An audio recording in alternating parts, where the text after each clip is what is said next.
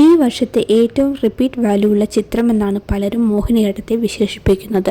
Dark comedy സിനിമകളിലെ മോളിവുഡിൽ ബെഞ്ച്മാർക്കായി മോഹിനിയാട്ടത്തെ കണക്കാക്കുന്നുമുണ്ട്. ആദ്യ ഭാഗമായ ഭരതനാട്യം തിയേറ്ററിൽ ഹിറ്റാക്കാത്തതിൻ്റെ നഷ്ടം പലിശ സഹിതം മോഹിനിയാട്ടത്തിൽ തീർത്തിരുന്നു. വാഴ 2ന്റെ കുതിപ്പിനിടയിലും ചിത്രം ഗംഭീര കളക്ഷനായിരുന്നു നേടിയത്. മോഹിനിയാട്ടത്തിൻ്റെ സക്സസ് സെലിബ്രേഷൻ കഴിഞ്ഞ ദിവസം സംഘടിപ്പിച്ചിരുന്നു. ഭരതനാട്യത്തിൻ്റെ 3ാം ഭാഗം ഈ വിജയാഘോഷ വേളകളിൽ പ്രഖ്യാപിക്കുകയും ചെയ്തു. ഭരതനാട്യം 3 രാസലീല എന്നാണ് ചിത്രത്തിൻ്റെ പേര്. കൃഷ്ണദാസ് മുരളി ഇത്തവണയും ജോണർ ഷിഫ്റ്റ് നടത്തിയിട്ടുണ്ട്. ആദ്യ 2 ഭാഗങ്ങളിൽ നിന്ന് വ്യത്യസ്തമായി ഹൊറർ കോമഡി ജോണറിലാണ് രാസലീല ഒരുങ്ങുക എന്ന് ടൈറ്റിൽ ടീസർ സൂചന നൽകുന്നു. ഭരതനാട്യത്തിലും മോഹിനിയാട്ടത്തിലുമുള്ള അതേ ക്രൂ തന്നെയാണ് ഈ ചിത്രത്തിലുമുള്ളത്.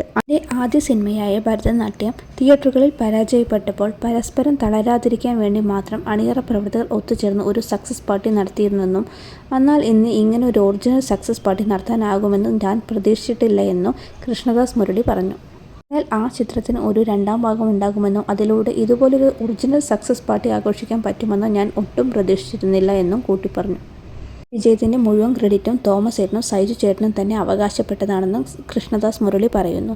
ഭരതനാട്യത്തിനു ശേഷം മറ്റൊരു സിനിമ പ്ലാൻ ചെയ്തിട്ട് പോലും ഉണ്ടായിരുന്നില്ല. എന്നാൽ ഇപ്പോൾ അതേ ചിത്രത്തിൻ്റെ തന്നെ 3ാം ഭാഗത്തിന് ഒരുങ്ങുകയാണ് സംവിധായകൻ കൃഷ്ണദാസ് മുരളി.